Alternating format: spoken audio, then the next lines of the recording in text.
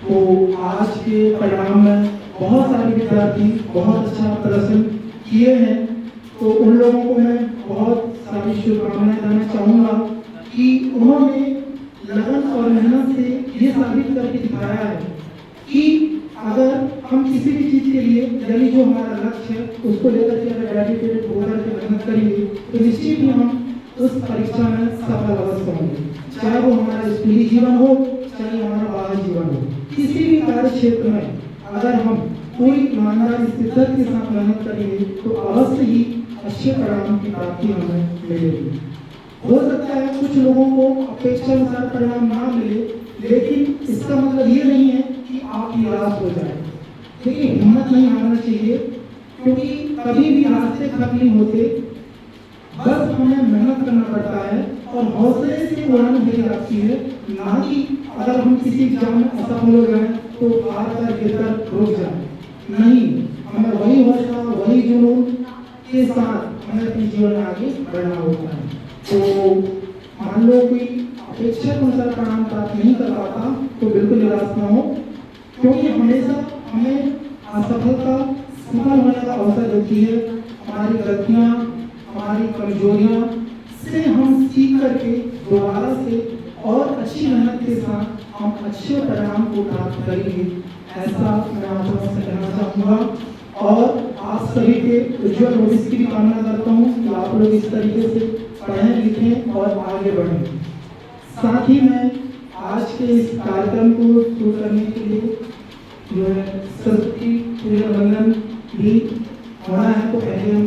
सरस्वती का पूजन वंदन अभिनंदन करेंगे। उसके बाद फिर जो है प्रिंसिपल मैम यानी प्रचारक महोदय के द्वारा जो है आप लोगों के परिणाम की घोषणा की जाएगी।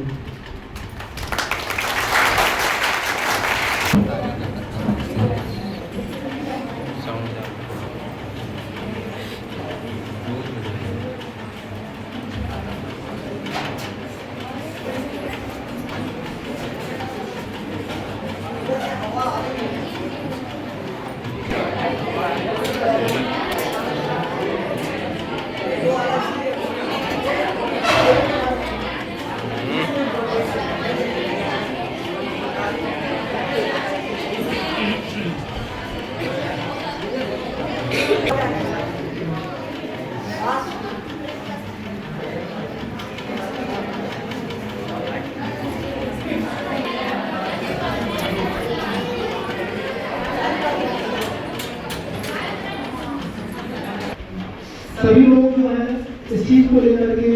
आतुर हैं कि हमारा परीक्षा परिणाम कैसा है, या विश्वास है कि हम तो उत्तीर्ण हो ही गए होंगे, लेकिन परसेंटेज क्या बना हुआ है, मतलब आपने कितना प्रतिशत प्राप्त किया है। तो लाजमी है इस प्रकार की क्यूरियोसिटी या आतुरता होनी ही चाहिए, क्योंकि आपने मेहनत किया है और जो मेहनत करता है उसी परीक्षा परिणाम की प्रतीक्षा होती है, और जिसने मेहनत नहीं किया तो उससे मतलब ही नहीं होता क्या रिजल्ट आना है, क्या कैसा आना है, होना हो तो हो जाएगी, मानस नहीं होना तो क्या, इस तरीके की मानसिकता होती है। तो हमें हमेशा पॉजिटिव रहना है और सकारात्मकता के साथ पढ़ाई करते हुए आगे बढ़ना। बस 2 मिनट की छोटी सी कहानी बताऊंगा मैं। अभी 2026 के यूपीएससी रिजल्ट यानी संघ लोक सेवा आयोग, जानते हैं आप लोग, जो कलेक्टर की पोस्ट होती है, एक आप लोग ऐसे ही एस्पिरेंट था, अभ्यर्थी था, उसे कैंसर की बीमारी थी और वो कैंसर की बीमारी से पिछले 6 सालों से लड़ रहा था।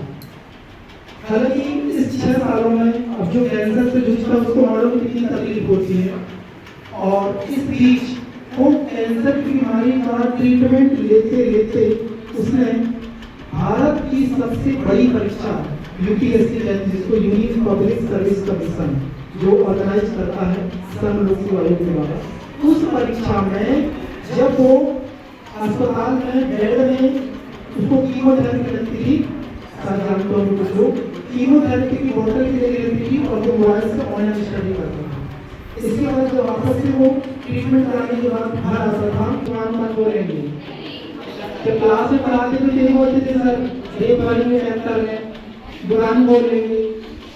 चलिए ठीक, अब हम प्रचार महोदय को आमंत्रित करेंगे तो आप लोगों को परीक्षा परिणाम के बारे में कुछ बातें जो है बताई जाएंगी और फिर परीक्षा परिणाम भी आपको जो है बताया जाएगा।